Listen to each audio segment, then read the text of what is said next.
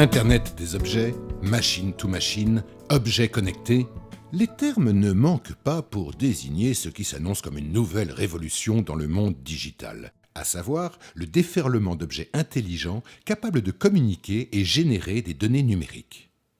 Il y avait 4 milliards d'objets connectés en 2010, 15 milliards en 2013, et il devrait y en avoir 50 milliards en 2020. Un marché d'ailleurs estimé à 714 milliards d'euros à cet horizon. Alors bien sûr, il y a les objets connectés de tous les jours, ordinateurs, smartphones, tablettes. Il y en avait 7,3 milliards dans le monde en 2013. D'autres objets familiers se connectent déjà, les montres, les lunettes, les réfrigérateurs. Mais ce que nous connaissons aujourd'hui n'est rien en comparaison de ce qui arrive. On estime que 30 des 50 milliards d'objets connectés en 2020 n'existent pas encore. Ils restent à être inventés. Une véritable révolution. Pour l'entreprise, les objets connectés sont d'ores et déjà partout.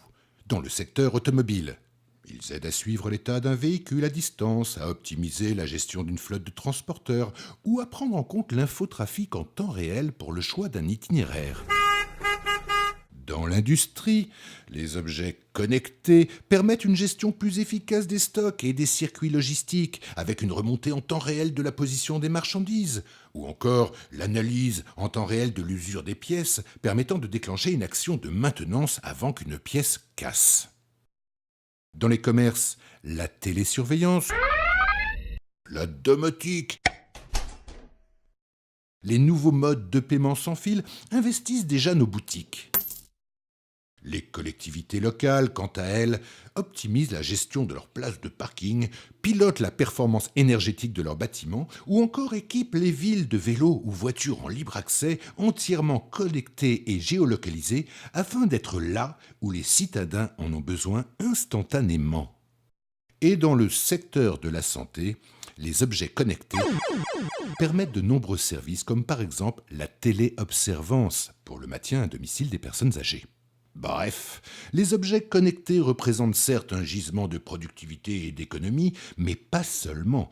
Pour les entreprises et les collectivités locales, les informations remontées par ces objets permettent de mieux informer les clients et les usagers et finalement de renforcer la qualité de service.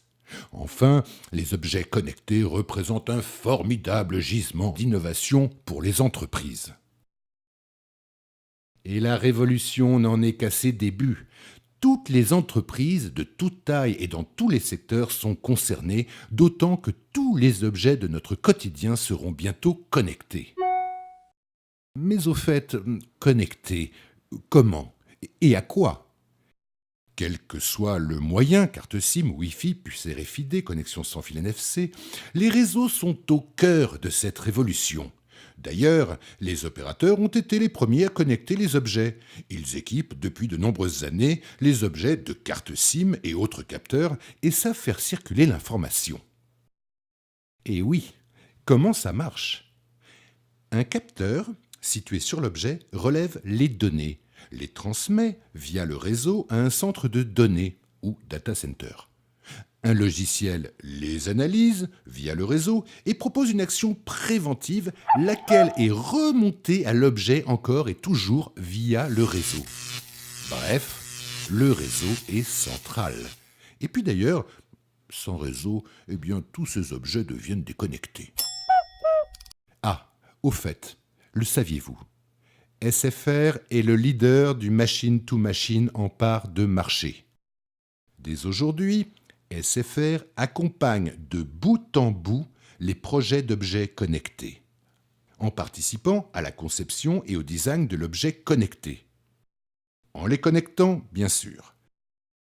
En stockant, dans le cloud, les informations collectées. Ah, bien sûr, dans un data center en France sécurisé et en conformité avec la réglementation européenne. En analysant la masse des données ainsi générées et en créant des applications métiers spécifiques. Bref, SFR fait parler les objets.